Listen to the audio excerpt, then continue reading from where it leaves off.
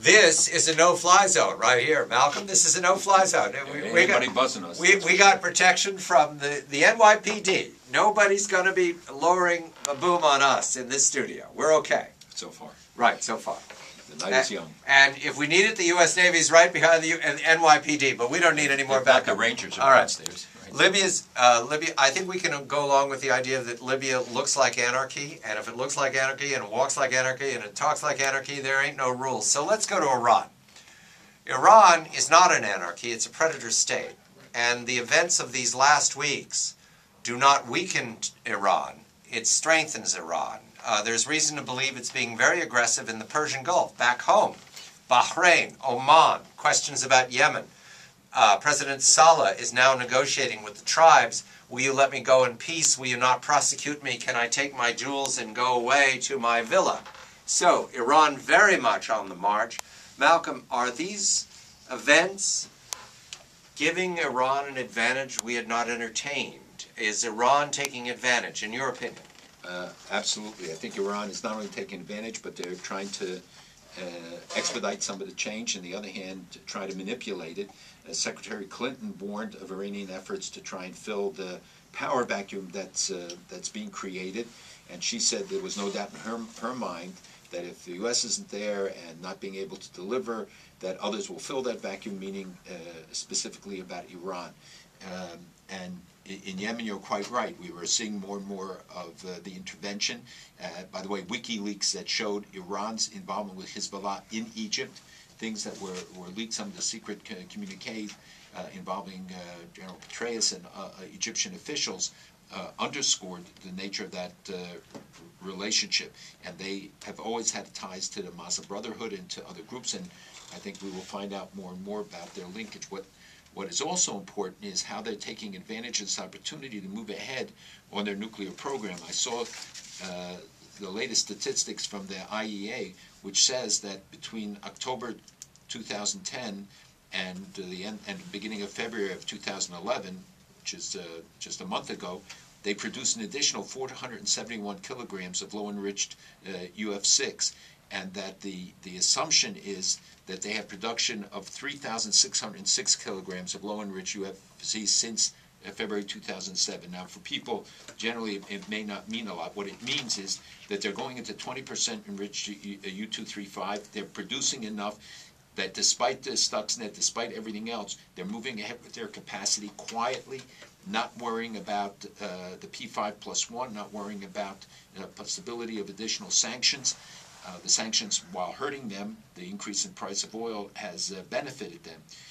So the Iranian threat, by the way, fell throughout the region. And what we're hearing for the first time, or more openly at this time, is the expressions of animosity by Arab leaders against Iran and their fears of Iranian, even in the countries where they play a bigger role.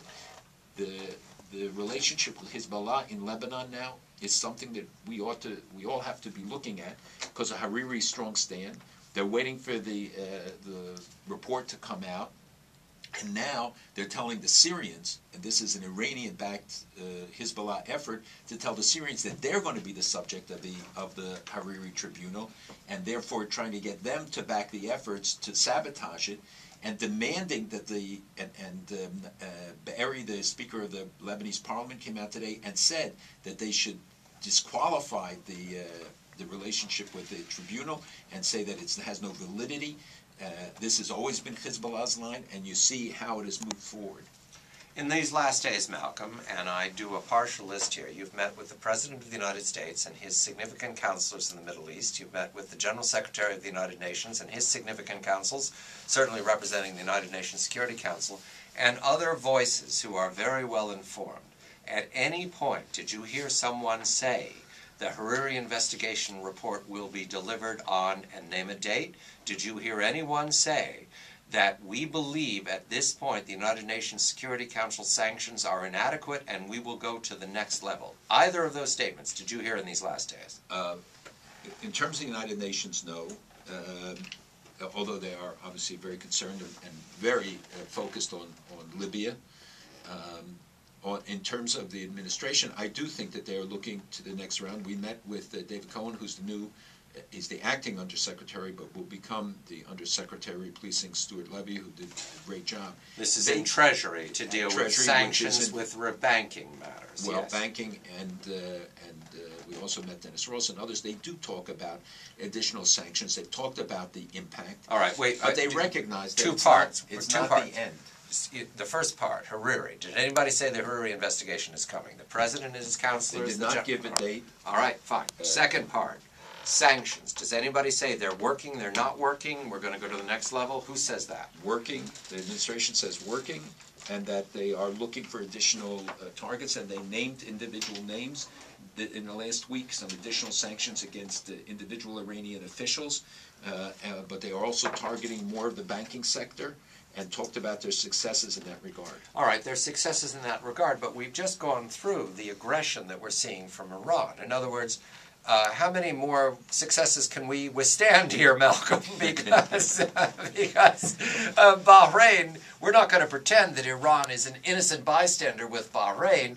We have open questions about Oman. Why Oman? Why should Shahrazad's palace suddenly be in turmoil, except for the proximity of Iran?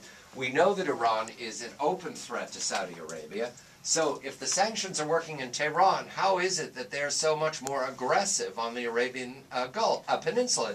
Do the president's counselors, do the general secretary's counselors have a response to that? I do think that this is an issue which they take very seriously and which they've looked at. The sanctions are not targeted at limiting Iran's involvement in these areas. The president did talk about more of a focus on the human rights violations and did discuss about the criticisms that were leveled because of what they didn't do during the, quote, Green Revolution following the election, and the much more assertive position that they're taking now.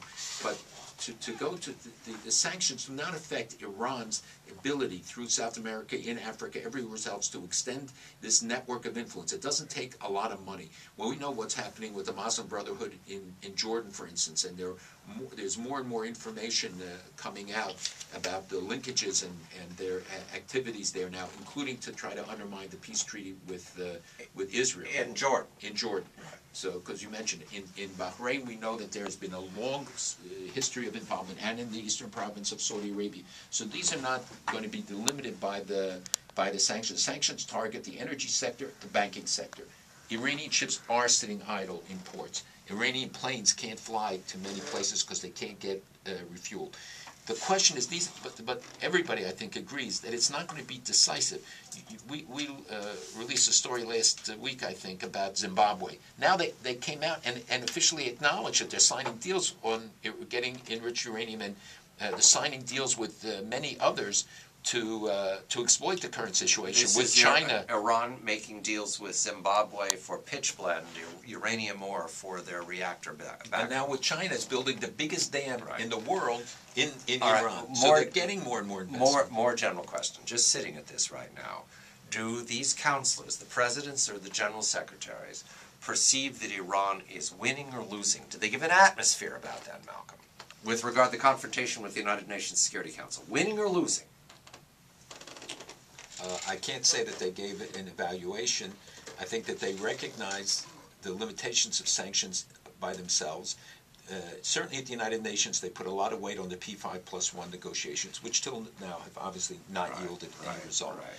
They do say that the Europeans are becoming more involved and willing to go in more expansive sanctions and cite certain statistics, but I think you can cite other statistics showing certain increases in trade. The P5+1, the United Nations Security Council, the largest, most successful nations on earth, plus Germany, have imposed sanctions on Tehran, and right now it hasn't buckled. Now, from where I sit, Iran's winning.